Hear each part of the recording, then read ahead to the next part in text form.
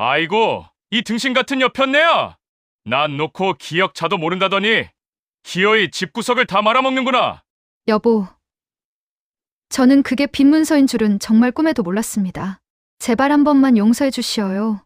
정말 몰랐다니깐요. 평생을 까막눈이라며 손가락질 받던 바보 며느리가 있었어요. 억울하게 전 재산을 뺏길 위기에 처한 그녀 앞에 다 해진 누더기를 입은 7살 꼬마 거지가 나타났습니다.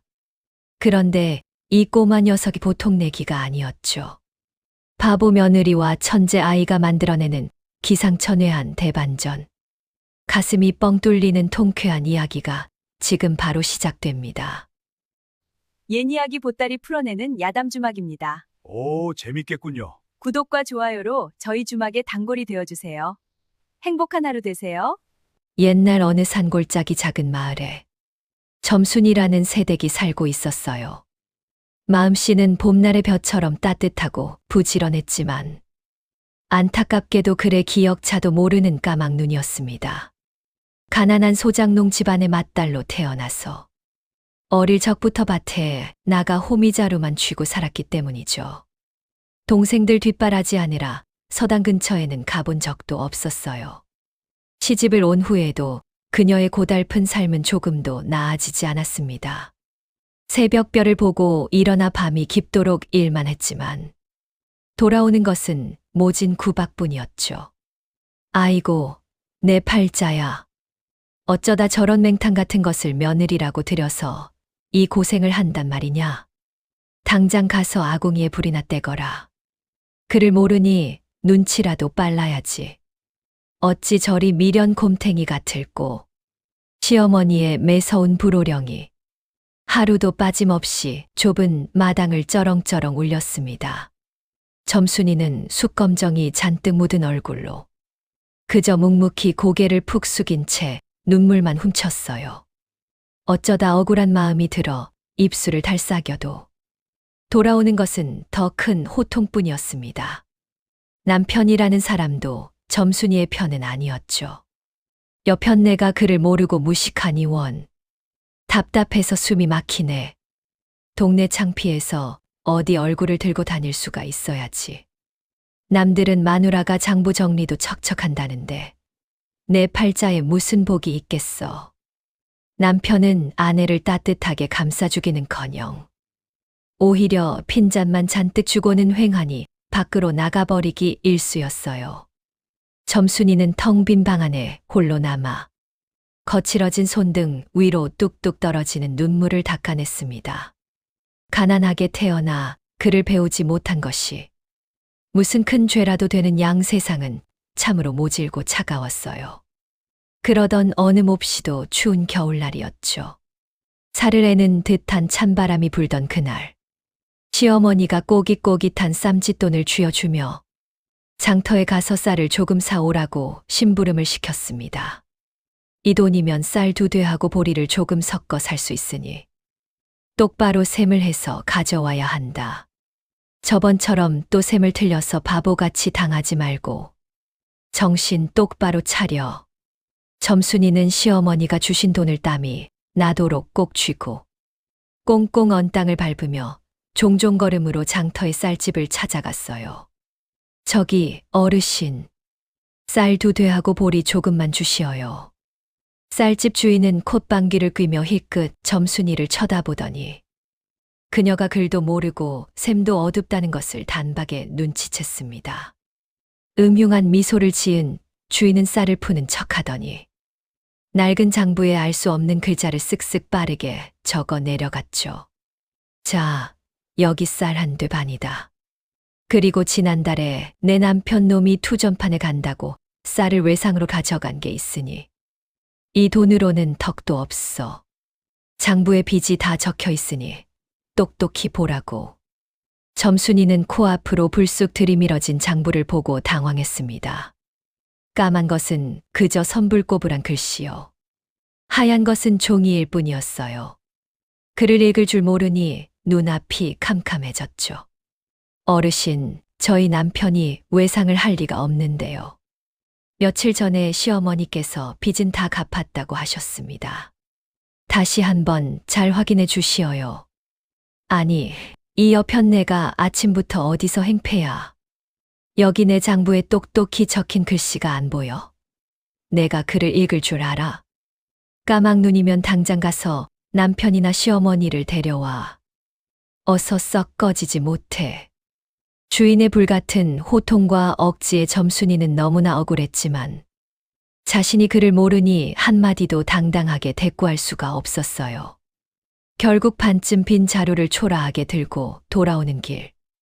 우물가에 모여있던 동네 사람들의 수군거리는 소리가 귓가를 때렸습니다.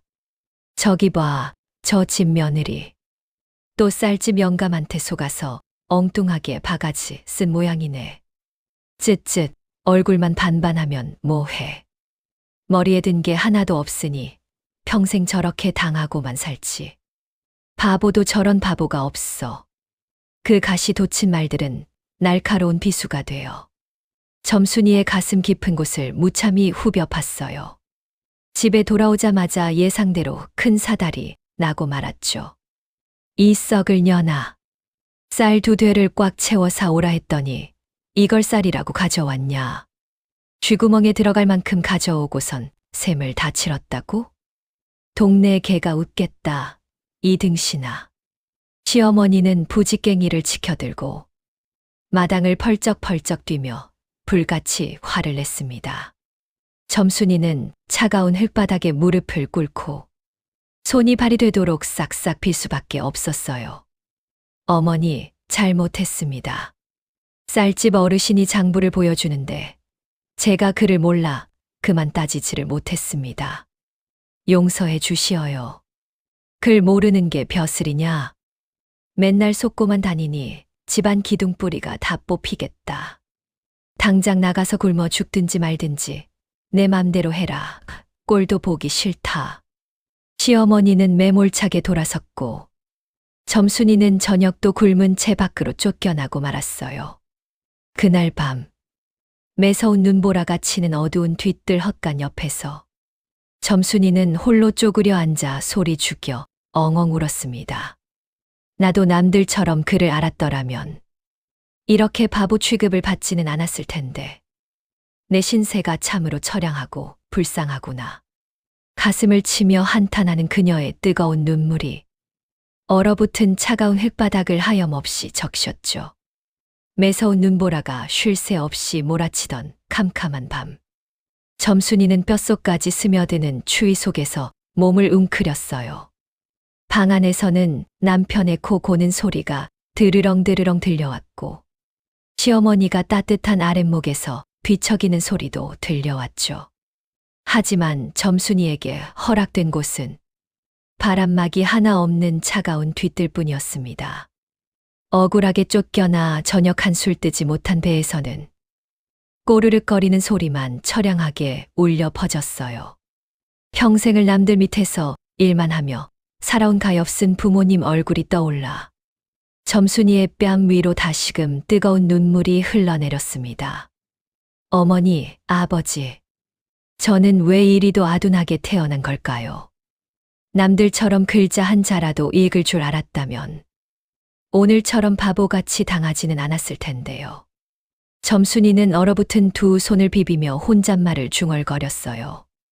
가슴 속에 맺힌 응어리가 너무 깊어 눈물로도 다 씻겨 내려가지 않는 듯했죠.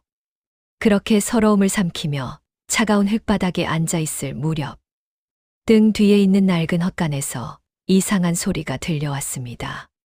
바스락, 바스락거리는 소리가 바람 소리를 뚫고 점순이의 귓가를 스쳤어요. 깜짝 놀란 점순이는 급히 눈물을 훔치고 마당 한 구석에 있던 굵은 작대기를 집어들었죠. 가뜩이나 도둑이 끓는 흉흉한 시절이었기에 잔뜩 긴장한 채로 마른 침을 꿀꺽 삼키며 헛간 문을 조심스럽게 열었어요. 어두컴컴한 달빛 아래에 구석에 쌓아둔 볏짚 더미가 미세하게 들썩이고 있었습니다. 점순이는 겁에 질려 작대기를 높이 치켜들었죠. 누구냐? 도둑이냐? 아니면 짐승이냐? 당장 나오지 않으면 이 굵은 작대기로 호되게 혼을 내줄 테다. 점순이가 제법 큰 소리로 으름장을 놓았지만 돌아오는 것은 가느다란 짐승의 앓는 소리뿐이었어요. 용기를 내어 다가가 조심조심 볏짚을 걷어낸 점순이는 그만 깜짝 놀라 들고 있던 작대기를 바닥에 툭 떨어뜨리고 말았습니다. 그곳에는 흉악한 도둑이나 무서운 산짐승이 아니라 7살 남짓 되어 보이는 조그만 남자아이가 잔뜩 웅크리고 있었거든요. 아이는 다해진 누더기 옷을 걸친 채 추위와 곤주림에 지쳐 파랗게 질린 얼굴로 바들바들 떨고 있었죠. 헝클어진 머리칼 사이로 보이는 창백한 두 눈은 초점이 풀려 금방이라도 숨이 넘어갈 듯 위태로워 보였습니다. 얼마나 오랫동안 굶주리며 눈밭을 헤매고 다녔는지 작은 발에는 피딱지가 엉겨 붙어 있었어요. 아이고 세상에나. 네 집 귀한 자식이길래 이 엄동설 안에 밥도 못 먹고 여기까지 흘러들어왔단 말이냐. 점순이는 무서움도 잊은 채 자신도 모르게 쓰러진 아이를 품에 덥석 안았어요. 얼음장처럼 차갑게 식어버린 아이의 작은 몸집이 마치 세상 천지에 기댈 곳 하나 없이 내쳐진 자신의 처지 같아 가슴이 미어지는 듯했죠. 자신도 종일 굶어 배가 등가죽에 달라붙을 지경이었지만 당장 이 가여운 생명을 살려야겠다는 생각뿐이었습니다. 점순이는 아이를 볏짚 위에 눕혀놓고 발소리를 죽이며 살금살금 부엌으로 숨어 들어갔어요. 낮에 시어머니가 가마솥을 씻으라며 버리듯 던져둔 손바닥만한 누룽지 한 조각을 몰래 숨겨둔 것이 기억났거든요. 점순이는 아궁이 구석을 뒤져 그 귀한 누룽지를 꺼내어 치맛자락에 고이 감싸 안고 헛간으로 돌아왔습니다. 아가, 내 말 들리느냐? 눈 좀 떠보거라. 어서 이걸 좀 씹어 삼켜야 살 수 있단다. 점순이는 딱딱하게 굳은 누룽지를 자신의 입으로 잘게 부수어 아이의 마른 입술 사이로 조심스레 넣어주었어요. 행여나 목이 막힐까봐 깨진 사발에 물을 떠와서 언입을 죽여주며 밤새도록 아이의 얼어붙은 몸을 꽉 끌어안고 자신의 체온으로 녹여주었습니다. 조금만 견뎌라. 이 모진 겨울도 언젠가는 다 지나가는 법이란다. 점순이는 자신의 등을 토닥이던 어머니의 손길을 떠올리며 가엾은 꼬마의 등을 밤새 어루만져 주었죠. 그 지극한 정성이 하늘에 닿았던 것일까요? 얼마의 시간이 흐른 뒤 아이가 작은 기침을 내뱉더니 서서히 감겼던 눈을 번쩍 떴습니다.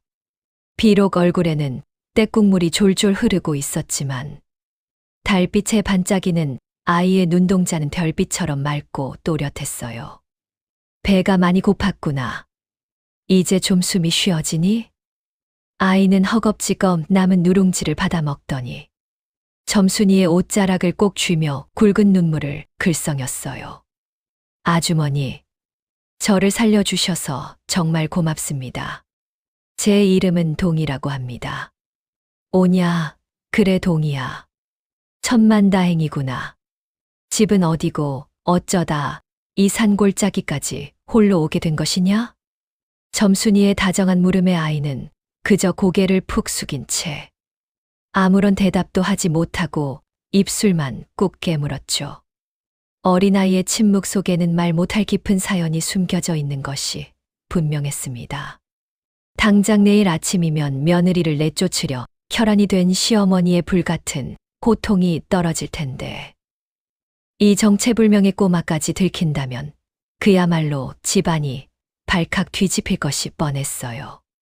하지만 점순이는 자신의 치맛자락을 생명줄처럼 쥐고 있는 동이의 간절한 눈망울을 차마 외면할 수가 없었어요. 동이야, 내 비록 그를 모르고 구박받는 미련한 여편네지만 너 하나쯤 숨겨두고 입에 풀칠하게 해줄 수는 있단다. 그러니 아무 걱정 말고 이 헛간 볏짚 속에 푹 숨어 있으렴. 점순이는 자신의 해진 치맛자락 끝을 길게 찢어 동이의 상처난 발을 정성껏 감싸주었어요. 동이는 그런 점순이의 따뜻한 손길을 가만히 내려다보더니 고사리 같은 손으로 헛간의 흙바닥을 만지작거리기 시작했어요. 그 어린아이의 맑고 깊은 눈빛 속에는 7살 꼬마 거지라고는 도무지 믿기지 않는 아주 단단하고 총명한 빛이 서려 있었죠. 아주머니, 이 은혜는 제가 살아서 반드시 갚겠습니다. 동희가 속으로 굳게 다짐한 이 작은 약속이 앞으로 마을 전체를 뒤흔들어 놓을 거대한 반전의 시작이 될 줄은 이때까지만 해도 점순이는 꿈에도 몰랐습니다. 과연 이 헛간의 꼬마 불청객은 그를 몰라 서럽게만 살아가던 바보 며느리의 꽉 막힌 인생에 어떤 놀라운 기적을 선물하게 될까요? 다음 날 아침이 밝았습니다. 점순이는 시어머니가 깨기 전에 일찍 일어나 부엌에서 몰래 남은 밥을 긁어모아 동희에게 가져다 주었어요. 자신은 굶주려서 배가 등에 착 달라붙었지만 아이가 허겁지겁 맛있게 먹는 모습에 왠지 배가 부른 듯했죠. 하지만 닭이 울고 날이 밝자마자 점순이의 고달프고 서러운 하루가 또 시작되었습니다. 야, 이 미련하고 둔에 빠진 거사. 어제 내가 아랫마을 박서방네서 받아와서 부뚜막에 둔 종이 쪼가리 어디다 뒀냐? 시어머니가 마당에 흙먼지가 날리도록 쿵쿵 발을 구르며 호통을 쳤어요. 그것은 박서방에게 빌려준 쌀과 돈을 꼼꼼하게 적어둔 아주 중요한 문서였죠. 점순이는 화들짝 놀라며 치마폭을 덜덜 떨며 뒤졌습니다. 어머니, 그게 어제 부뚜막에 있던 꼬깃꼬깃한 종이 말씀이신가요? 저는 그게 그저 불쏘시개인 줄 알고 그만 아궁이에 쑥 넣어버렸는데요. 그 말이 떨어지기가 무섭게 시어머니는 아이고 내 팔자야 하며 뒷목을 잡고 쓰러질 뻔했어요. 방에서 자고 있던 남편도 부스스 뛰어나와 점순이의 코앞에다 대고 삿대질을 해댔습니다. 아이고, 내 피 같은 돈. 저 멍청한 여편네가 기어이 우리 집안을 싹 말아먹는구나. 넌 그게 중요한 돈 문서인지 불쏘시개인지 눈깔이 있으면 구분을 해야 할 것 아니냐. 점순이는 또다시 마당 한가운데서 털썩 무릎을 꿇고 바닥에 눈물을 뚝뚝 흘려야 했어요. 종이에 까만 글씨가 몇 개 적혀 있긴 했지만 그를 모르는 그녀에게는 그게 돈을 적어둔 귀한 문서일 줄은 정말 꿈에도 몰랐던 것이죠. 그렇게 하루 온종일 손가락질과 욕을 배 터지게 먹고 추운 밭에서 손발이 꽁꽁 얼도록 바치를 하고 돌아온 밤이었습니다. 점순이는 헛간 앞에서 지난밤처럼 또 서럽게 훌쩍훌쩍 울고 말았어요. 그때 헛간 문이 삐그덕하고 빼꼼히 열리더니 동희가 고양이처럼 살금살금 다가왔어요. 낮에 마당에서 벌어진 난리통을 헛간 틈새로 모두 지켜보며 마음을 졸였던 것이죠. 아주머니, 제발 그만 우셔요. 제가 낮에 가만히 지켜보니 아주머니 잘못이 하나도 없었어요. 동희는 마당 구석으로 종종 걸음치더니 작은 작대기 하나를 냉큼 주워 들었어요. 그리고는 달빛이 환하게 비치는 평평한 흙바닥에 쪼그려 앉았습니다. 작은 손에 꽉 쥔 작대기가 흙바닥 위를 슥슥 지나가자 아주 신기하게도 반듯하고 예쁜 글자들이 나타나기 시작했죠. 아주머니가 아궁이에 쏙 넣으신 종이에는 돈성량이라고 뚜렷하게 적혀 있었어요. 바로 이 모양의 글자랍니다. 점순이는 눈이 휘둥그레져서 글바닥과 동희의 얼굴을 번갈아 가며 멍하니 쳐다보았어요. 이 꾀죄죄하고 불쌍한 7살 꼬마의 입에서 나이든 어른들도 어려워하는 글자 이야기가 냇물처럼 술술 흘러나오고 있었으니까요. 세상에, 동희야. 내가 어찌 그 어려운 글을 안단 말이냐? 더군다나 헛간 틈새로 멀리서 종이를 아주 슬쩍 봤을 뿐인데 그 내용을 다 기억한다고? 동희는 흙 묻은 뺨을 긁적이더니 희미하게 미소를 지으며 고개를 끄덕였습니다.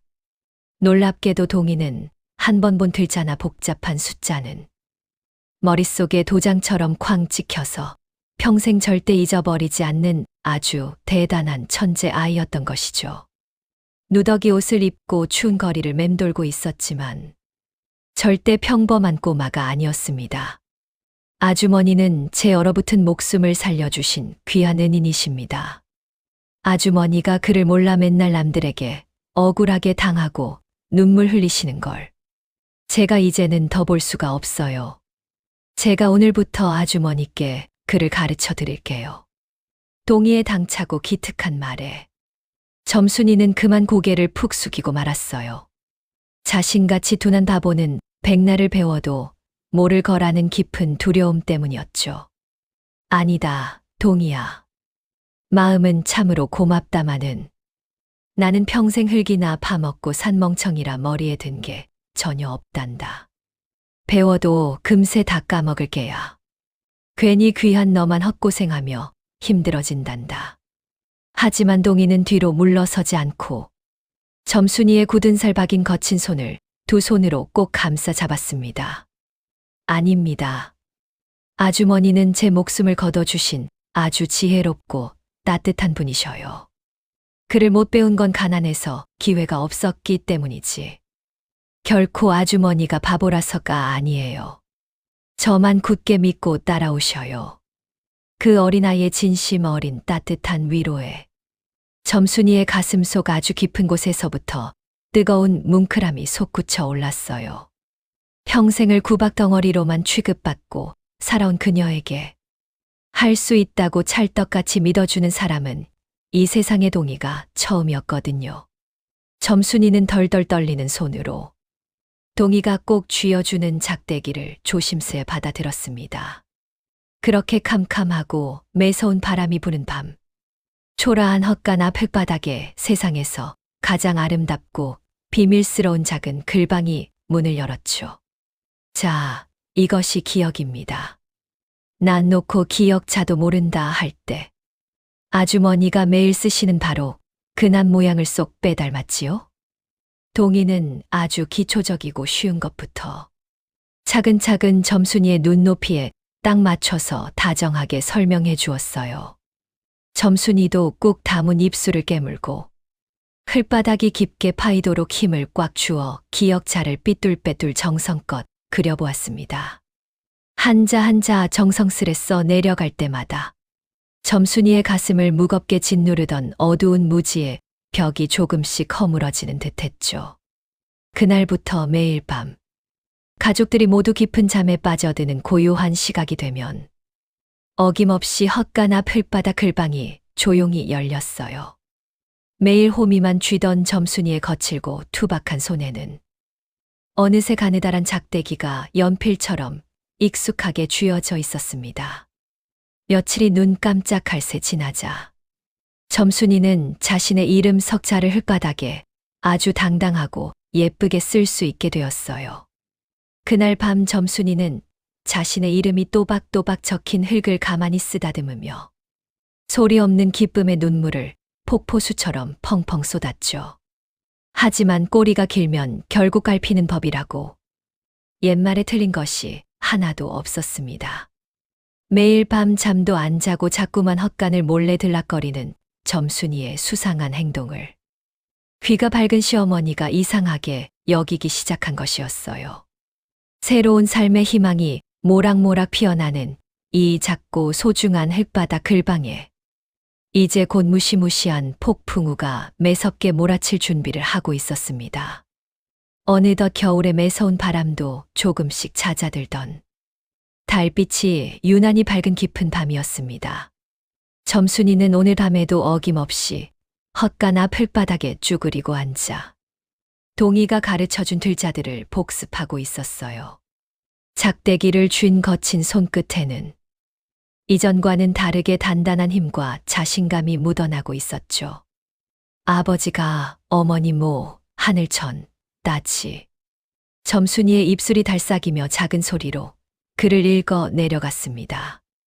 머릿속에 쏙쏙 박히는 글자들이 어찌나 신기하고 재미있던지 시간 가는 줄도 모르고 글 공부에 푹 빠져 있었어요. 그런데 바로 그때였죠. 아니, 이 밤중에 잠은 안 자고 밖에서 무슨 궁상맞은 짓거리냐. 호랑이 같은 시어머니의 날카로운 목소리가 고요한 밤 공기를 예리하게 찢으며 마당에 울려 퍼졌습니다. 점순이는 화들짝 놀라 들고 있던 작대기를 내동댕이 치고 그 자리에 납작 엎드렸어요. 시어머니는 등잔불을 들고 씩씩거리며 다가와 점순이가 파놓은 흙바닥을 매섭게 노려보았습니다. 이게 다 뭐냐? 낮에 일하라고 먹여준 밥심을 밤에 흙바닥이나 파면서 낭비하고 자빠졌어. 글도 모르는 등신이 어줍잖게 흙장난이나 치고 있다니. 내가 아주 속이 터져 죽겠다. 시어머니는 점순이가 글을 쓴다는 것은 꿈에도 생각지 못하고 그저 일하기 싫어 농땡이를 피운다며 단단히 오해를 하고 말았죠. 잔뜩 화가 난 시어머니는 마당 한 구석에 세워져 있던 아주 매섭고 굵은 나무 회초리를 획 집어 들었습니다. 오늘 아주 내 손에 혼구멍이 나봐야 정신을 차리지. 대문 밖으로 쫓아내기 전에 당장 종아리 걷어라. 시어머니가 회초리를 허공으로 높이 치켜든 바로 그 순간 헛간 문이 벌컥 열리며 작은 그림자가 쏜살같이 튀어나왔어요. 멈추시오. 당장 그 매를 거두시란 말입니다. 그것은 다름 아닌 7살 꼬마 동이었습니다. 동이는 두 팔을 활짝 벌려 덜덜 떠는 점순이의 앞을 떡하니 막아섰죠. 갑작스러운 꼬마 불청객의 등장에 시어머니는 눈이 화등잔만해져서 회초리를 든 채 그대로 굳어버렸어요. 아니, 넌 어디서 굴러먹던 꼬맹이냐? 우리 집 헛간에 거지가 숨어 살고 있었네. 넌 또 뭐야? 당장 저리 비키지 못해. 하지만 동이는 조금도 움츠러들지 않고 오히려 시어머니의 눈을 똑바로 응시하며 또박또박 말대꾸를 시작했습니다. 그 목소리는 어린아이의 것이라고는 믿기지 않을 만큼 아주 깊고 위엄이 넘쳐 흘렀어요. 할머니, 어른이란 모름지기 아랫사람을 사랑으로 품고 가르쳐야 하는 법입니다. 아주머니가 그를 몰라 실수를 하셨다면 매를 들고 호통치기 전에 차근차근 이치를 깨우쳐 주시는 것이 진정한 어른의 도리 아닙니까? 며느리를 종처럼 부리며 윽박지르기만 하니 어찌 집안에 따뜻한 복이 들어오겠습니까? 시어머니는 동이의 당찬 호통에 입을 떡 걸린 채 아무 말도 하지 못했어요. 어려운 한자 한 번 쓰지 않은 쉬운 말이었지만 그 말 속에는 뼈가 있고 이치가 너무나도 또렷했기 때문이죠. 동네 제일 가는 서당 훈장님도 이렇게 조리 있고 당당하게 말하지는 못했을 거라는 생각이 들 정도였습니다. 아주머니는 밤낮으로 식구들 먹여 살리느라 그를 배울 시간이 없었을 뿐입니다. 제가 며칠 동안 그를 가르쳐 본 결과 아주머니는 할머니가 생각하는 그런 바보가 절대 아닙니다. 이미 본인의 이름 석자는 물론이고 복잡한 숫자 셈법까지 완벽하게 익히셨단 말입니다. 그 말에 시어머니는 들고 있던 회초리를 바닥에 툭 떨어뜨렸어요. 평생을 맹탕이라 구박만 하던 까막눈 며느리가 그를 개쳤다니 도무지 믿을 수가 없는 노릇이었죠. 시어머니는 떨리는 손으로 등잔불을 가까이 대고 흙바닥을 다시 찬찬히 내려다보았습니다. 희미한 불빛에 비친 흙바닥에는 어지러운 그림 장난이 아니라 반듯하고 정갈한 글자들이 빼곡하게 적혀 있었어요. 이게 정말 내가 쓴 글자란 말이냐? 시어머니의 목소리가 처음으로 아주 미세하게 떨리고 있었습니다. 점순이는 고개를 끄덕이며 꾹 참았던 눈물을 왈칵 터뜨렸죠. 평생 억눌려왔던 서름이 한순간에 씻겨 내려가는 듯한 아주 통쾌하고도 가슴 뭉클한 감동적인 순간이었어요. 동희의 지혜로운 용기 덕분에 점순이는 무사히 위기를 넘겼고 시어머니도 동희의 비범함에 흠칫 놀라 당분간 헛간에 머무는 것을 마지못해 허락하게 되었습니다. 하지만 이 작은 집안의 평화도 그리 오래 가지는 못했어요. 가족들이 서로의 오랜 오해를 다 풀기도 전에 마을 전체를 뒤흔들 아주 거대한 먹구름이 서서히 몰려오고 있었거든요. 며칠 뒤 마을 어귀의 무시무시한 얼굴을 한관하의 사또와 탐욕스러운 부자 최영감이 거들먹거리며 나타났습니다. 점순이네 가족은 물론이고 온 마을 사람들이 길거리에 나앉게 생길 엄청난 위기. 과연 훌쩍 성장한 점순이와 천재 아이동이는 이 거대한 시련을 어떻게 헤쳐나가게 될까요?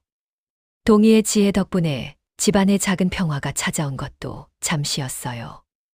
따뜻한 봄바람이 불어와야 할 시기였지만 마을 사람들의 얼굴에는 수심이 가득했습니다. 어느 날 마을 어귀에 아주 흉흉한 소문이 돌기 시작했거든요.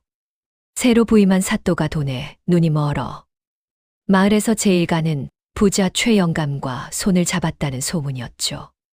아이고, 이를 어째. 앞집 김서방네도 어제 최영감한테 집을 뺏기고 길거리에 나앉았대. 관아의 도장이 찍힌 빈 문서를 들이미는데 그를 모르니 꼼짝없이 당할 수밖에 없었다지 뭐야. 우물가에 모인 동네 사람들은 발을 동동 구르며 한숨을 쉬었어요. 최영감은 배가 남산만하게 튀어나온 아주 탐욕스러운 사람이었습니다. 가을에 마을 사람들에게 쌀 한 줌을 빌려주고는 나중에 엉터리 문서를 들이밀어 땅과 집을 빼앗는 아주 못된 신보를 가졌죠. 마을 사람들이 난 놓고 기억자도 모르는 까막눈이라는 것을 아주 교묘하고 악랄하게 이용한 것이었어요. 그를 모르는 가난한 백성들에게는 그야말로 마른 하늘에 날벼락이 떨어지고 있었습니다. 이리 오너라. 이 퀴퀴한 집구석에 아무도 없느냐. 며칠 뒤 점순이네 마당에도 기어이 불청객들이 들이닥치고 말았어요. 비단옷을 쫙 빼입은 최영감이 거들먹거리며 대문을 박차고 들어왔습니다. 그의 뒤에는 굵직한 몽둥이를 어깨에 둘러맨 우락부락한 왈패들이 험악한 얼굴로 서 있었죠. 방에서 쉬고 있던 남편과 시어머니가 화들짝 놀라 마당으로 뛰어나왔어요. 아이고, 최영감님. 여기는 어인 행차십니까요? 저희가 지난 가을에 빌린 보리쌀 2가마니는 벌써 이자까지 쳐서 다 갚지 않았습니까? 남편이 허리를 굽실거리며 덜덜 떨리는 목소리로 물었습니다. 하지만 최영감은 코웃음을 치며 품속에서 누렇게 바른 커다란 종이 한 장을 휙 꺼내 들었죠.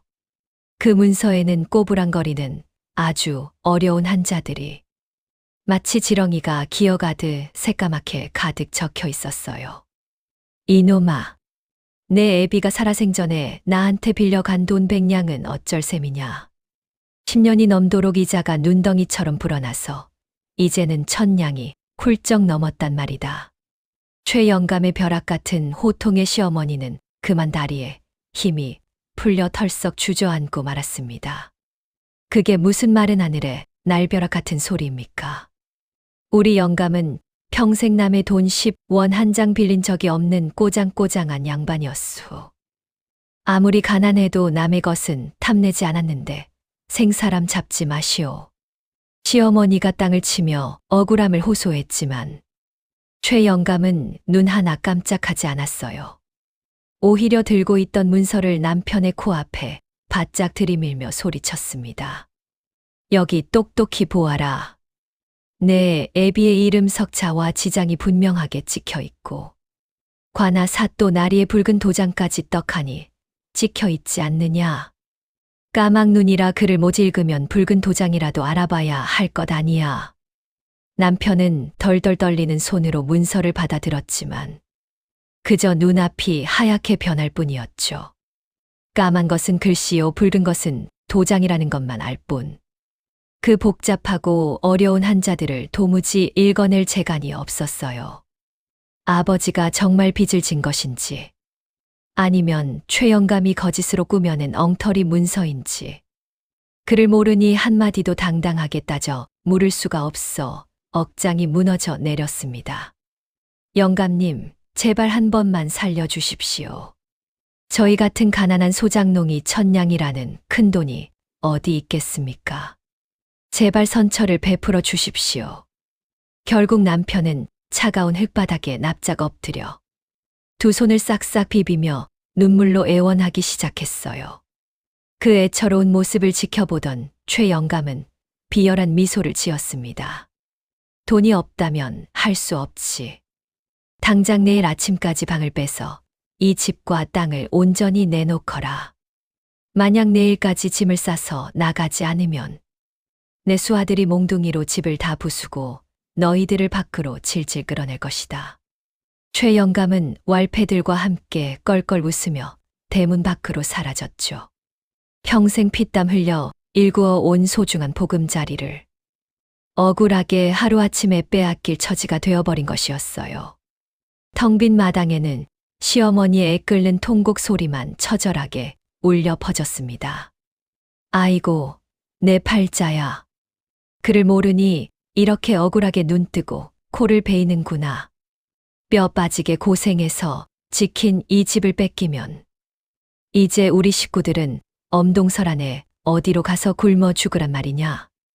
부엌에 숨어서 이 모든 참담한 광경을 지켜보고 있던 점순이의 눈에서도 뜨거운 눈물이 하염없이 흘러내렸어요.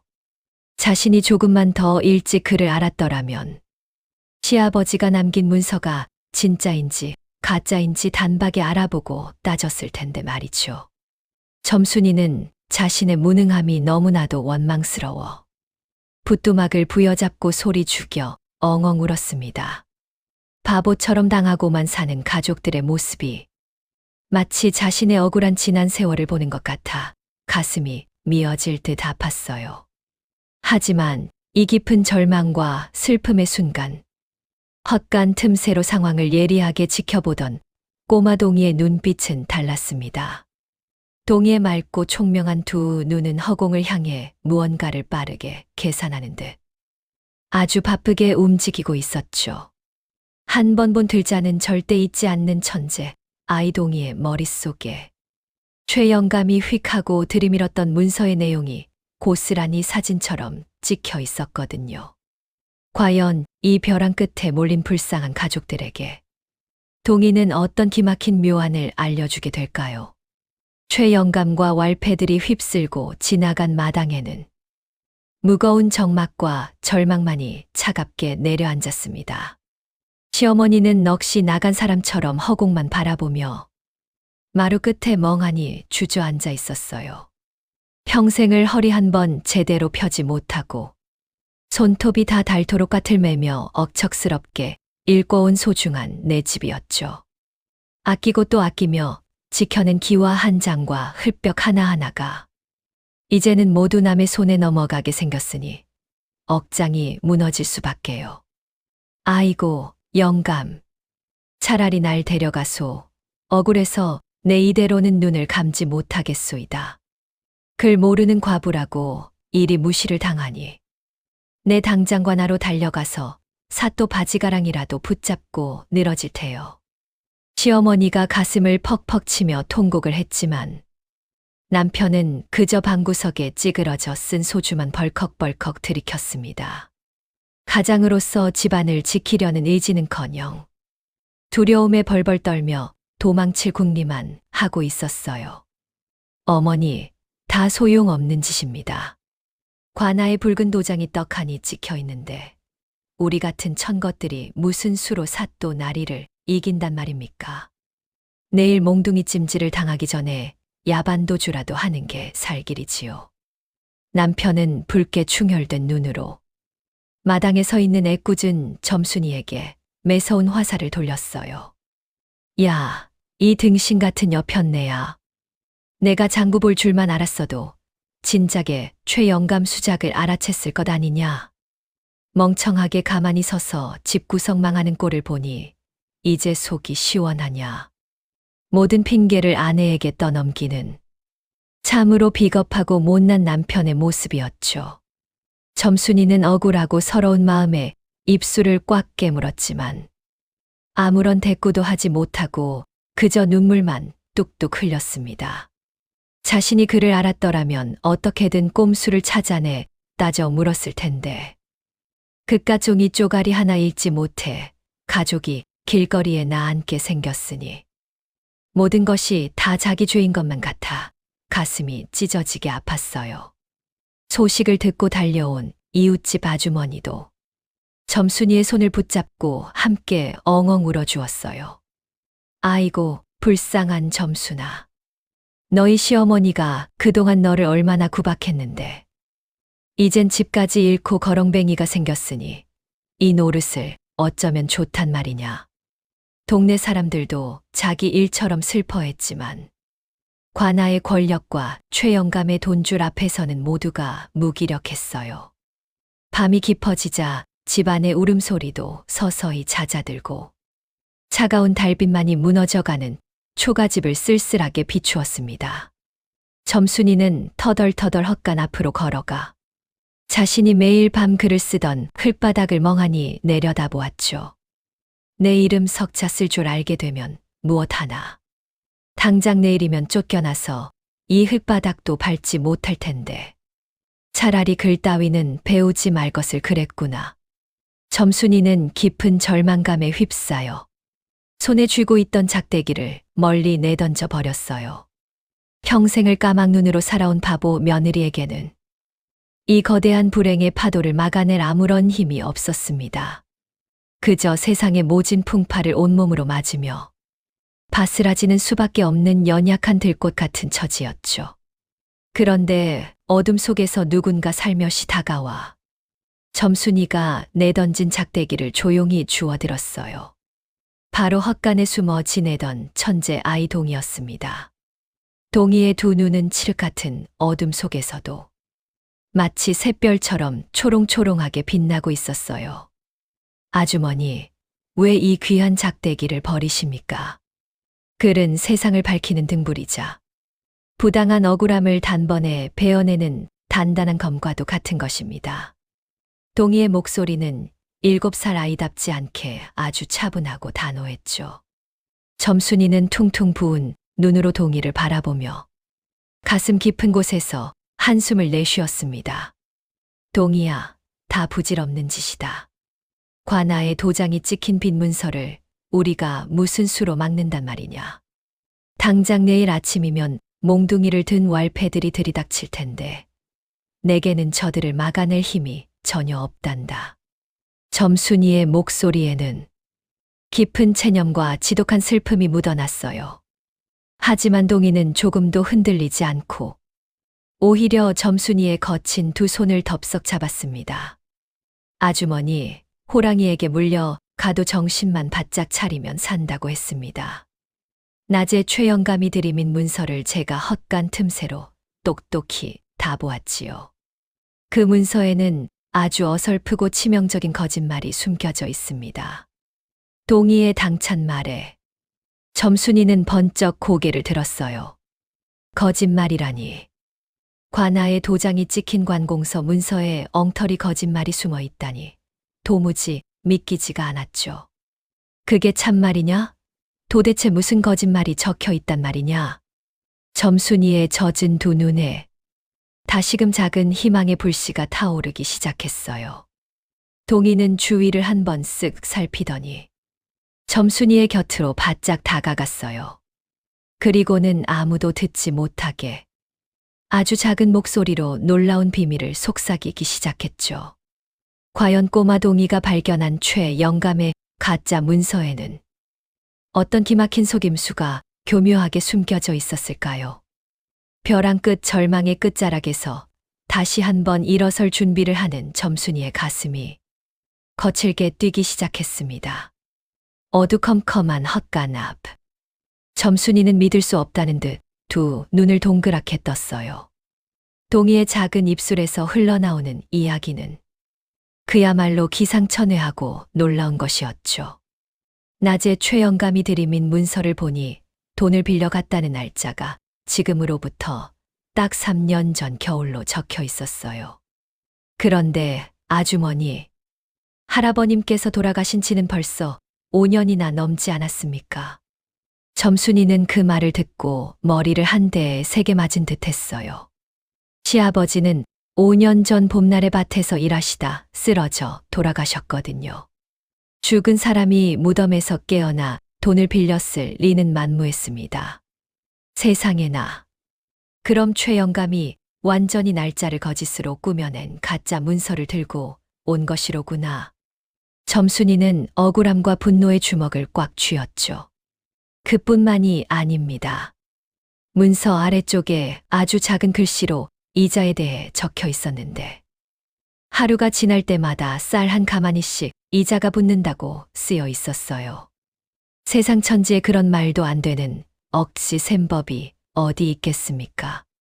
게다가 사또의 붉은 도장도 자세히 보니 진짜 관아의 도장이 아니라 물을 파서 대충 찍어낸 가짜가 분명했습니다.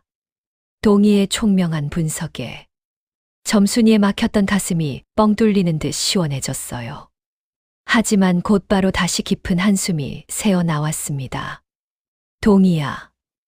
내 말이 100번 옳다 해도 내일 아침 최 영감이 다시 쳐들어오면 누가 그 문서를 읽고 따진단 말이냐. 우리 집안에는 그를 아는 사람이 아무도 없는 걸. 점순이의 걱정스러운 말에 동희는 흙바닥에 버려져 있던 작대기를 다시 주워 점순이의 손에 꼭 쥐어 주었죠. 아주머니가 직접 하시면 됩니다. 제가 오늘 밤에 그 문서에 적혀 있던 거짓말 글자들을 똑같이 흙바닥에 써서 가르쳐 드릴 테니 그대로 달달 외우시면 됩니다.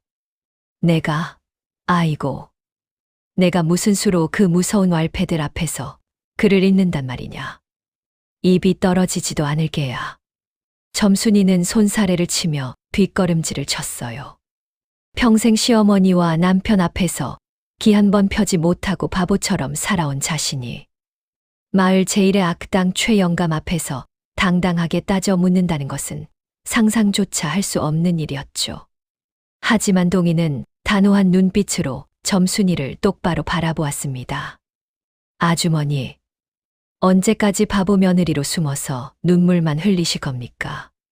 아주머니는 제 목숨을 구해주신 아주 용감하고 훌륭한 분이셔요. 글은 남에게 굽실거리기 위해 배우는 것이 아니라 소중한 사람을 지키기 위해 배우는 것입니다. 할머니와 아저씨, 그리고 이 소중한 집을 지킬 사람은 이제 아주머니뿐입니다. 동희의 진심 어린 외침이 점순이의 얼어붙었던 가슴 속 깊은 곳에 뜨거운 불씨를 당겼어요. 항상 자신을 무시하던 가족들이었지만 그래도 그들은 점순이가 지켜야 할 유일한 식구들이었으니까요. 점순이는 떨리는 손으로 작대기를 힘차게 고쳐 쥐었습니다. 그래, 내 말이 맞다. 나도 더 이상 바보처럼 당하고만 살지는 않을 테다. 당장 그 글자들을 가르쳐 다오. 그날 밤, 헛간 앞 흙바닥에서는 어느 때보다 뜨거운 글 공부가 시작되었어요. 동희는 낮에 보았던 문서의 내용을 흙바닥에 정확하게 옮겨 적었죠. 그리고 점순이가 거짓을 밝혀낼 핵심 글자들을 수십 번, 수백 번 반복해서 가르쳤습니다. 점순이는 손가락에 물집이 잡히도록 작대기로 흙바닥을 쓰며 글자를 외우고 또 외웠어요. 졸음이 쏟아지면 허벅지를 꼬집어가며 최 영감의 코를 납작하게 눌러줄 통쾌한 내일 아침을 머릿속에 그렸습니다. 어느새 캄캄했던 하늘이 희뿌옇게 밝아오고 먼 산자락 너머로 아침 해가 붉게 떠오르고 있었어요. 드디어 결전의 날이 밝은 것이죠. 쾅쾅쾅. 이놈들 아직도 방을 안 빼고 뭉그적거리고 있는 것이냐. 당장 쳐들어가서 다 두들겨 부숴라. 아침 이슬이 채 마르기도 전에 어제보다 더 험악한 얼굴을 한 최 영감과 왈패들이 대문을 부수듯 밀고 들어왔어요. 마당은 순식간에 공포로 얼어붙었고 시어머니와 남편은 사시나무 떨듯 방구석에 웅크려 밖으로 나오지도 못하고 있었죠.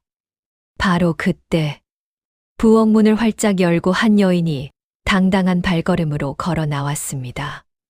손에는 낡은 부직갱이 대신 매일 밤 글을 쓰던 단단한 작대기를 꽉 쥐고 있었어요. 평생을 고개 숙이고 살았던 까막눈 며느리 점순이가 무시무시한 왈패들 앞을 떡하니 막아선 것입니다. 과연 바보 며느리는 천재 아이가 알려준 비밀 무기로 이 무자비한 악당들을 물리치고 통쾌한 반전을 만들어낼 수 있을까요? 마당으로 들이닥친 왈패들은 그야말로 굶주린 승냥이 떼와 같았어요. 어깨에 둘러매고 온 굵직한 몽둥이를 마구 휘두르며 애꿎은 장독대를 사정없이 내리치기 시작했습니다. 쨍그랑하는 요란한 소리와 함께 시어머니가 애지중지 아끼던 단장독이 산산조각 나고 말았죠. 검붉은 간장이 마당 흙바닥을 시커멓게 적셨고 매달아둔 시래기며 농기구들이 사방으로 널브러졌어요. 아이고, 내 간장, 이놈들아. 차라리 날 죽여라. 사람 사는 집 구석에 들어와서 이게 무슨 천인공노할 짓거리란 말이냐. 시어머니는 맨발로 뛰어나와 깨진 독을 부여잡고 땅을 치며 대성통곡을 했습니다. 하지만 왈패들은 눈 하나 깜짝하지 않고 오히려 몽둥이로 마루 기둥을 쾅쾅 내리치며 위협을 가했죠. 그 살벌한 광경에 기가 질린 남편은 최영감의 바지가랑이를 덥석 부여잡고 바닥에 납작 엎드렸어요. 영감님, 제발 한 번만, 딱 한 번만 용서해 주십시오. 제가 남의 집 머슴살이를 해서라도 그 빚을 갚을 테니 늙으신 어머니가 계신 이 집만은 제발 부수지 말아 주십시오. 남편은 체면이고 뭐고 다 내팽개친 채 콧물과 눈물을 범벅하며 싹싹 빌었습니다. 하지만 최영감은 코웃음을 치며 자신의 바지가랑이를 붙잡은 남편을 발로 뻥 걷어차 버렸어요. 에라이 칠칠치 못한 놈아. 내 놈이 평생 머슴살이를 한들 이 천냥 빚을 무슨 수로 갚는단 말이냐. 어서 저놈들을 밖으로 질질 끌어내고 방 안에 있는 짐들을 다 마당으로 내동댕이 쳐라. 최영감의 불같은 호령이 떨어지기가 무섭게 왈패 2명이 몽둥이를 치켜들고 방 안으로 뛰어들어가려 했죠. 바로 그때였습니다. 부엌에서 단단한 작대기를 들고 나온 점순이가 왈패들의 앞을 가로막으며 떡하니 버티고 섰어요. 거기 멈추시오. 네 집이라고 함부로 발을 들이는 것이오. 점순이의 쩌렁쩌렁한 목소리가 소란스럽던 마당을 순식간에 조용하게 만들었어요. 평소 같았으면 쥐구멍에라도 숨었을 바보 며느리가 두 눈에 쌍심지를 켜고 몽둥이를 든 왈패들 앞을 막아섰으니 말이죠. 마당 바닥에 나뒹굴던 남편도 눈물 범벅이 된 시어머니도 그 광경을 보고 입을 떡 벌렸어요. 아니, 저 미련한 여편네가 드디어 미친 개로구나. 어서 비키지 못해. 내가 나서면 일이 더 꼬인단 말이다. 남편이 다급하게 소리쳤지만 점순이는 꿈쩍도 하지 않았습니다. 오히려 들고 있던 작대기로 마당 흙바닥을 탁탁 내리치며 최영감을 향해 매서운 눈빛을 쏘아붙였죠. 최영감님, 아무리 돈이 좋다 한들 이리 생사람을 잡고 가짜 문서로 남의 집을 빼앗으려 하시다니요. 하늘이 두렵지 않으십니까? 점순이의 입에서 가짜 문서라는 말이 나오자 최영감의 뚱뚱한 얼굴이 순간 움찔하며 일그러졌어요. 하지만 이내 헛기침을 크게 하더니 배를 내밀며 비릿한 콧방귀를 뀌었습니다. 허허, 이거 참 어이가 없어서 웃음도 안 나오는구나. 온 동네가 다 아는 까막눈 바보 며느리가 이제는 관아에 도장이 찍힌 빈 문서를 가짜라고 우기며 행패를 부려 내깐년이 그를 알기나 한단 말이냐. 왈패들도 몽둥이를 바닥에 짚고 깔깔거리며 점순이를 향해 삿대질을 해댔어요. 이보시오, 아주망. 난 놓고 기억자도 모른다면서 어디서 아는 척이오? 몽둥이 찜질 당하기 전에 얌전히 비키쇼. 사방에서 쏟아지는 비웃음과 조롱에도 점순이의 등줄기는 대나무처럼 꼿꼿했어요. 어젯밤 헛간 흙바닥에서 손가락이 부르트도록 연습했던 동희의 가르침이 그녀의 가슴 속에 단단한 방패가 되어주고 있었거든요. 점순이는 심호흡을 크게 한 번 내쉬고는 최영감 앞으로 성큼성큼 다가갔어요. 내가 그를 아는지 모르는지 영감님이 들고 계신 그 문서를 이리 내보시지요. 내 당장 이 억울한 사기극의 진실을 온 천하에 밝혀낼 테니까요. 점순이는 눈보다 빠른 솜씨로 최영감이 흔들고 있던 누런빛 문서를 확 낚아챘습니다. 평생을 구박덩어리로 짓눌려 살던 며느리의 믿을 수 없는 대반란이 드디어 그 화려한 막을 올리는 순간이었죠. 과연 점순이는 어젯밤 동희와 함께 연습한 대로 이 어려운 한자 문서에 숨겨진 거짓말을 막힘없이 짚어낼 수 있을까요? 손에 땀을 쥐게 하는 통쾌한 사이다. 반전이 이제 막 터질 준비를 하고 있었습니다. 점순이의 거친 손에 쥐어진 낡은 종이 한 장. 그것은 평범한 종이가 아니라 가족의 목숨줄이 달린 귀한 문서였어요. 최영감은 자신의 손에서 문서를 낚아챈 점순이를 보며 얼굴이 시뻘겋게 달아올라 씩씩거렸습니다. 아니, 이 천한 여편네가 감히 어느 안전이라고 문서를 함부로 빼앗는단 말이냐? 당장 그 종이 쪼가리를 이리 내놓지 못할까? 최영감이 굵은 지팡이를 휘두르며 다가오려 하자 점순이는 뒤로 한 발짝 물러서며 문서를 가슴에 꽉 품었죠. 마당에 엄청난 소란을 듣고 몰려든 동네 사람들이 대문 밖에서 까치발을 들고 이 믿을 수 없는 광경을 지켜보고 있었습니다. 아이고, 저 집 며느리가 드디어 단단히 실성했나 보네. 글자 근처에도 못 가본 까막눈이 문서를 뺏어서 어쩌자는 거야. 매를 벌어도 아주 큰 매를 버는구먼. 동네 사람들의 걱정 어린 수군거림이 바람을 타고 마당 안까지 생생하게 들려왔어요. 바닥에 주저앉아 있던 남편은 낯빛이 하얗게 질려서 점순이의 치맛자락을 잡고 덜덜 떨며 애원했습니다. 여보, 제발 그만해라. 내가 한자를 알면 얼마나 안다고 이 난리냐. 최영감님 화를 돋우면 우리 식구는 오늘 밤 당장 길바닥에서 얼어 죽는단 말이다. 시어머니 역시 가슴을 치며 혀를 끌ጭ끌ጭ 찼죠. 자신을 믿어주는 사람은 이 넓은 마당에 단 한 명도 없었어요. 점순이는 심장 소리가 귀 밖으로 들릴 만큼 쿵쾅거렸지만 입술을 꽉 깨물고 문서를 두 손으로 쫙 펼쳐 들었습니다. 하지만 막상 눈앞에 펼쳐진 꼬부랑거리는 한자들을 보니 순간 숨이 턱 막히고 눈앞이 아찔해졌어요. 어젯밤 흙바닥에서 보았던 큼직한 글자들과는 달리 진짜 문서에 적힌 먹물 글씨들은 훨씬 더 작고 복잡하게 얽혀 보였거든요. 손끝이 파르르 떨리며 당황한 기색이 역력해지자 최영감은 턱을 치켜들고 코웃음을 치며 비아냥거렸습니다. 허허, 꼴에 어디서 주워들은 건 있어서 나서는 모양인데 까만 건 글씨고 하얀 건 종인지도 모르는 등신이 뭘 어쩌겠다는 게냐. 어서 문서를 뺏고 전연의 입을 틀어 막아라. 명령을 받은 왈패들이 몽둥이를 바닥에 쾅쾅 치며 점순이를 향해 위협적으로 다가오기 시작했어요. 절체절명의 위기에 빠진 점순이의 눈동자가 마구 흔들리던 바로 그때 어두운 헛간 문틈 사이로 작고 단단한 시선 하나가 느껴졌습니다. 바로 동이었죠. 동이는 흙바닥에 글을 쓸 때 쥐던 그 작대기를 들고 점순이를 향해 고개를 끄덕이며 아주 작지만 힘찬 입모양으로 속삭였어요. 아주머니, 떨지 마세요. 할 수 있습니다.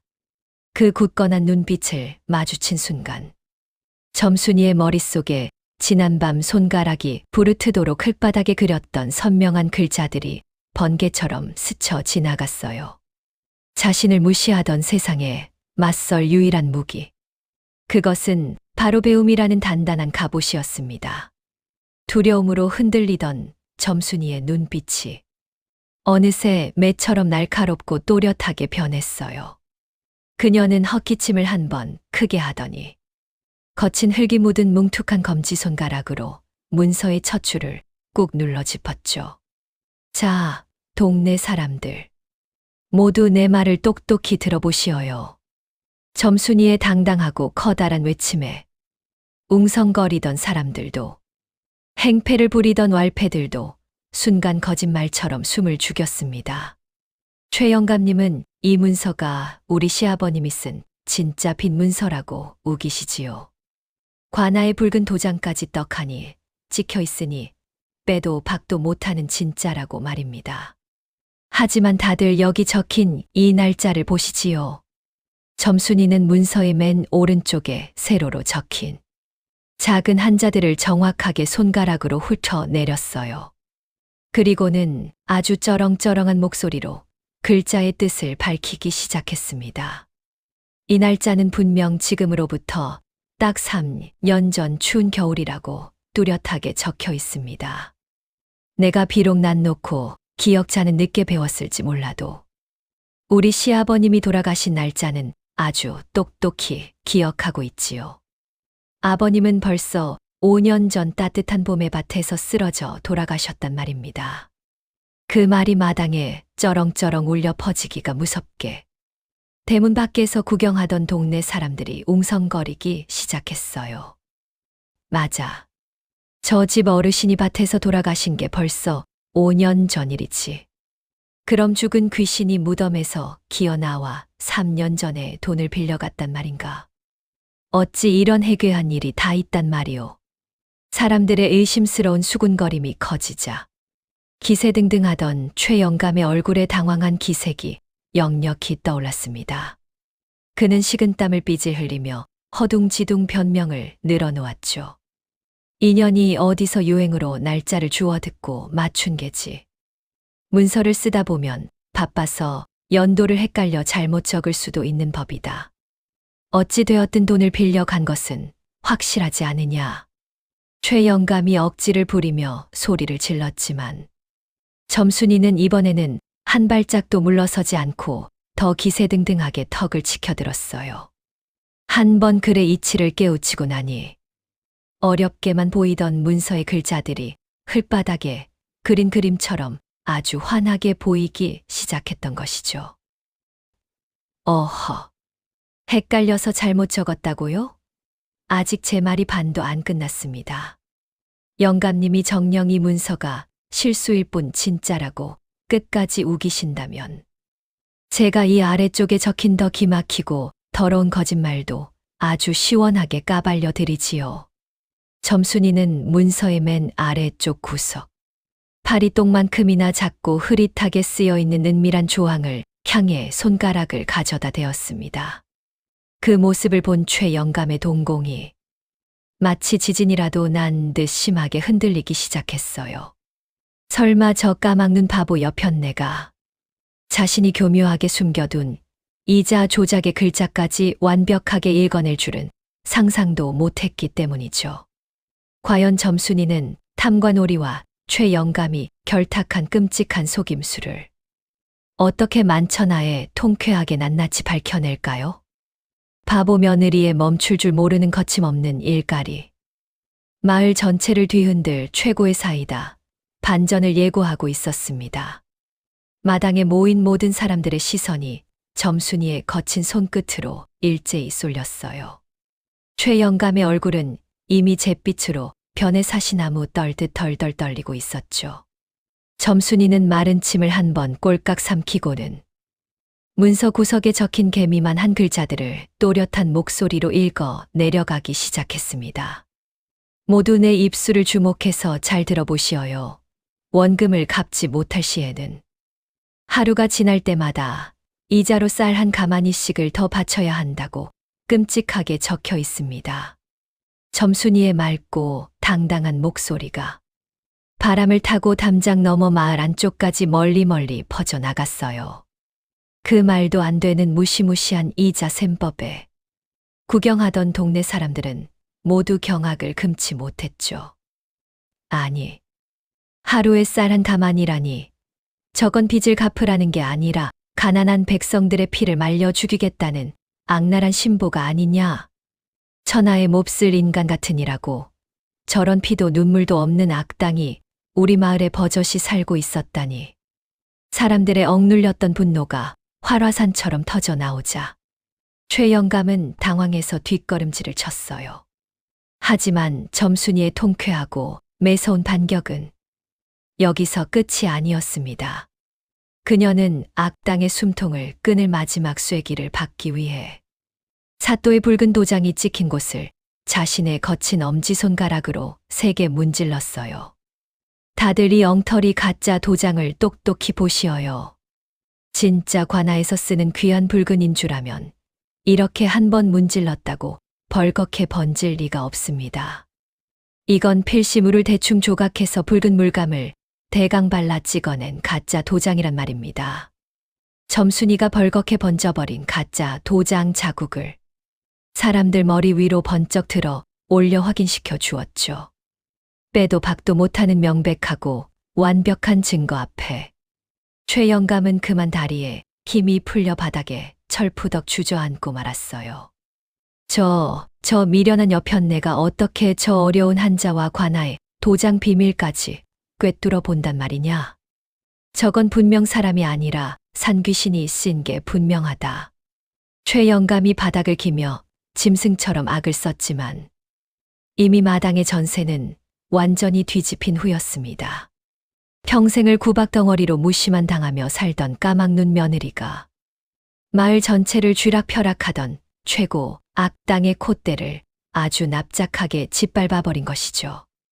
방구석에서 두려움에 떨고 있던 시어머니와 남편도 눈앞에 펼쳐진 믿을 수 없는 기적 같은 광경에 입을 떡 벌리고 굳어버렸어요.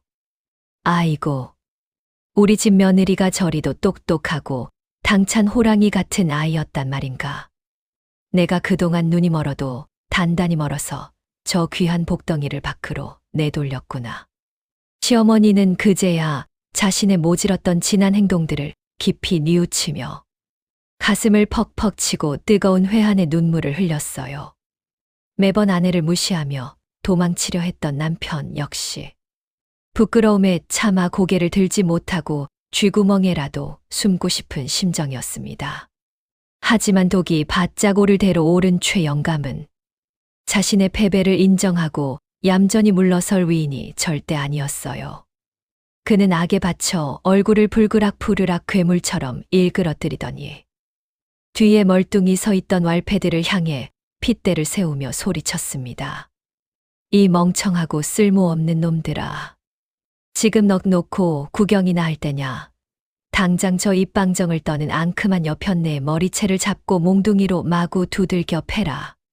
최영감의 악랄한 명령을 받은 왈패들이 우락부락한 얼굴로 굵은 몽둥이를 높이 치켜들고 점순이를 향해 굶주린 늑대 떼처럼 달려들기 시작했어요. 점순이는 온몸이 사시나무처럼 떨렸지만 두 눈을 질끈 감고 귀한 문서를 가슴 깊이 품은 채 꿋꿋하게 그 자리를 버티고 섰죠. 무시무시한 몽둥이가 점순이의 머리 위로 아슬아슬하게 떨어지려는 그야말로 모두의 숨통이 꽉 조여오는 절체절명의 위기 순간이었습니다. 어허, 감히 백주대 낮에 선량한 백성에게 무엄한 몽둥이를 휘두르다니. 당장 그 더러운 손을 거두지 못할까. 갑자기 대문 밖에서 천둥벼락 같은 커다란 호통 소리가 마을 전체를 쩌렁쩌렁하게 흔들어 놓았어요. 모두가 깜짝 놀라 일제히 고개를 돌린 마당 입구에는 도무지 믿을 수 없는 엄청난 인물들이 위풍당당하게 서 있었죠. 과연 점순이를 치려던 왈패들을 단숨에 제압하고 나타난 이 신비롭고 위험 있는 구세주는 대체 누구일까요? 암행어사 출두야. 마을이 떠나가라 울려 퍼지는 천둥벼락 같은 외침과 함께 마당으로 수십 명의 역졸들이 굵직한 몽둥이를 치켜들고 물밀듯이 쏟아져 들어왔어요. 그 중심에는 햇빛에 눈부시게 번쩍이는 마패를 높이 쳐든 아주 늠름하고 기품 있는 얼굴의 암행어사가 위풍당당하게 서 있었죠. 방금 전까지 무시무시하게 몽둥이를 휘두르려던 왈패들은 사색이 되어 들고 있던 무기를 내동댕이 치고 바닥에 납작 엎드렸습니다.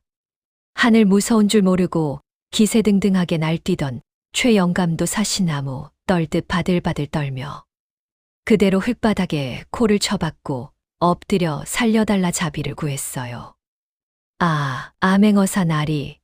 이것은 다 크나큰 오해이옵니다. 최 영감이 식은땀을 줄줄 흘리며 더듬더듬 변명을 늘어놓으려던 찰나. 어두운 헛간문이 삐그덕 열리고 꼬마 동이가 당당한 걸음으로 걸어 나왔죠. 동이를 발견한 암행어사의 두 눈이 화등잔만큼 커지더니 이내 체면도 잊은 채 버선발로 달려가 동이의 작은 두 손을 덥석 부여잡았습니다. 아이고, 도련님. 무사하셨군요. 그동안 도련님을 찾기 위해 이 험한 팔도 강산을 얼마나 애타게 헤매고 다녔는지 모릅니다. 동네 사람들은 물론이고 담장 너머로 구경하던 마을 백성들까지 모두가 입을 떡 벌리고 자신의 눈과 귀를 의심했어요. 다 해진 누더기를 걸치고 헛간 볏짚 더미에 숨어 살던 불쌍한 꼬마 거지가 대체 누구길래 하늘 같은 어사나리가 땅바닥에 엎드려 허리를 굽힌단 말인가요? 어사나리, 늦지 않게 와주셔서 정말 다행입니다. 저기 바닥에 엎드려 있는 간악한 최 영감과 고을 사또가 아버님을 모함하고 가난한 백성들의 귀한 집과 땅을 마구잡이로 빼앗고 있었습니다. 동이의 또렷하고 기품 있는 목소리가 부드러운 바람을 타고 엉망이 된 마당 구석구석으로 넓게 퍼져 나갔습니다. 알고 보니 동이는 그저 부모 없는 떠돌이 고아가 아니라 억울하게 누명을 쓰고 쫓겨난 전임 훌륭한 사또의 하나뿐인 아주 귀한 핏줄이었어요. 탐욕의 눈이 먼 새 사또와 최 영감이 꾸민 무서운 암살 음모를 피해 일부러 거짓골을 하고 숨어 지내며 악당들의 비리를 낱낱이 파헤치고 있었던 것이죠. 이런 금수만도 못하고 천인공노할 놈들. 너희들의 더러운 죄상이 온 천하에 다 드러났거늘. 어찌 하늘의 그물이 두렵지 않더냐. 당장 저놈들을 관하로 끌고 가서 뼈가 부서지도록 매우 쳐라. 어사 나리의 불같은 호령이 마당을 호령하자 건장한 역졸들이 최 영감을 굵은 포승줄로 꽁꽁 묶어 질질 끌고 갔습니다. 마을 백성들의 고혈을 짜내던 악질 사또 역시 관아에서 단박에 체포되어 엉덩이에서 불이 나도록 호된 작대기 찜질을 당하고 햇빛도 들지 않는 깊은 옥에 갇히게 되었어요. 마을에 드디어 가슴을 뻥 뚫어주는 속 시원한 권선징악의 철퇴가 내려지는 아주 통쾌하고도 짜릿한 최고의 순간이었습니다. 이 모든 기적 같은 상황을 지켜보던 시어머니와 남편은 부끄러움과 회한의 눈물을 흘리며 점순이와 동이 앞에 엎드려 엉엉 소리내어 울었어요. 그동안 천재 귀인을 몰라보고 헛간에 내버려 둔 것도 모자라 지혜롭고 용감한 며느리를 짐승만도 못하게 구박했으니 그 죄가 너무나도 무거웠던 것이죠. 어사나리는 엎드린 식구들을 지나쳐 점순이 앞으로 다가가 아주 깊이 허리를 숙여 진심을 다해 정중하게 인사를 올렸습니다. 아주머니께서 굶주린 저희 도련님의 목숨을 따뜻하게 구해주시고 이렇게 목숨을 건 귀한 용기를 내어 악당의 거짓 문서까지 통쾌하게 밝혀주셨으니 그 넓고 깊은 큰 은혜를 어찌 다 갚아야 할지 모르겠습니다. 점순이는 어사나리의 따뜻하고 과분한 칭찬에 얼굴이 붉게 달아오르며 두 손을 모아 수줍게 미소를 지었습니다. 자신은 그저 동이가 추위에 덜덜 떨다 죽을까봐 몰래 밥 한 술을 나누어 주었을 뿐인데 그 작고 보잘것없는 선의가 이처럼 거대한 기적으로 돌아올 줄은 정말 꿈에도 몰랐어요. 동이 역시 점순이의 낡은 치맛자락을 고사리 같은 손으로 꽉 붙잡고 눈물을 글썽이며 세상에서 가장 환하게 방긋 웃었죠. 모든 폭풍우가 무사히 지나가고 점순이네 초가집 마당에도 따뜻하고 화사한 진짜 봄이 찾아왔어요. 언 땅이 녹아내린 자리마다 파릇파릇한 새싹이 돋아나고 지붕 위에서는 참새들이 짹짹거리며 즐겁게 노래를 불렀죠. 예전 같았으면 시어머니의 매서운 호통 소리가 담장을 넘었겠지만 지금은 아주 놀랍고도 행복한 풍경이 펼쳐지고 있었습니다. 아이고, 며느라기야. 밥상 다 차려놨으니 어서 나와서 따뜻할 때 밥술 좀 뜨거라. 부엌에서 앞치마를 두른 시어머니가 아주 다정하고 부드러운 목소리로 점순이를 불렀어요. 남편 역시 마당 한쪽에서 장작을 척척 패며 아내를 향해 벙글벙글 사람 좋은 웃음을 지어 보였죠. 동희의 도움으로 집안의 모든 빚을 깨끗하게 갚게 된 것은 물론이고 점순이의 훌륭하고 귀한 지혜 덕분에 집안에 평화가 찾아왔기 때문입니다. 남편과 시어머니는 지난날 점순이를 구박했던 것을 뼈저리게 반성하며 이제는 점순이를 집안의 가장 큰 복덩이로 귀하게 여기고 있었어요. 어머니, 제가 할 텐데 어찌 손수 진지를 다 차리셨습니까? 점순이가 방문을 열고 나오며 미안한 듯 말했지만 시어머니는 손사래를 치며 점순이의 등을 다독여 주었어요. 어허, 너는 우리 집안을 살려낸 아주 귀한 은인이 아니냐. 너는 어서 글 공부나 더 하거라. 점순이의 손에는 이제 거친 호미 대신 먹물을 듬뿍 묻힌 부드러운 붓이 아주 당당하게 들려 있었습니다. 동희가 한양으로 훌쩍 떠나기 전 점순이에게 종이와 붓을 한가득 선물로 안겨주고 갔어요. 점순이는 낮에는 따뜻한 햇살 아래서 농사를 짓고 밤에는 호롱불 아래서 글 공부에 푹 빠져 지냈어요. 그러던 어느 화창하고 맑은 날 오후 점순이네 대문 밖에서 아주 반가운 목소리가 들려왔습니다. 아주머니, 저 동희가 왔습니다. 비단 옷을 곱게 차려입은 늠름한 동희가 환한 미소를 지으며 마당으로 성큼성큼 들어섰죠.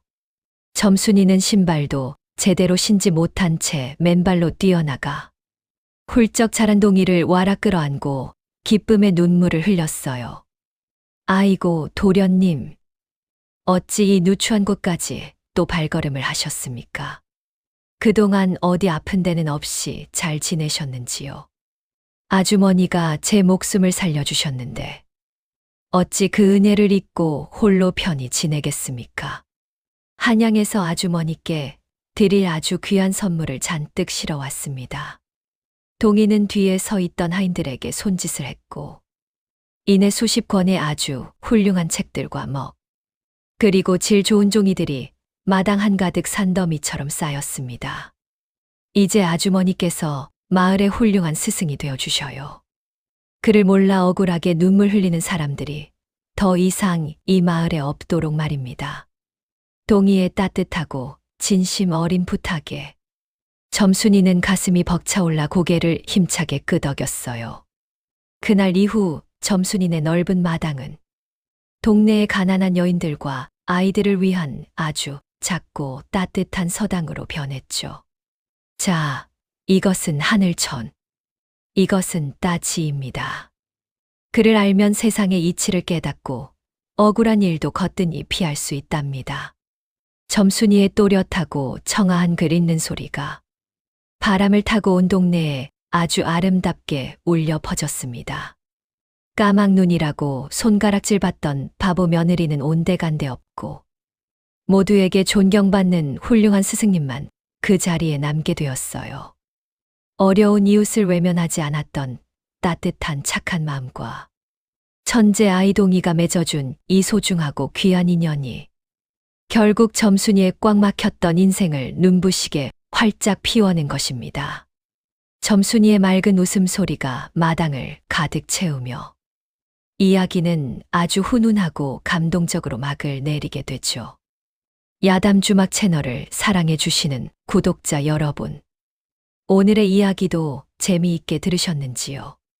주인공에게 따뜻한 응원의 댓글 부탁드립니다. 그리고 구독과 좋아요는 사랑입니다. 건강하시고 행복한 하루 보내시길 기원할게요. 사랑합니다.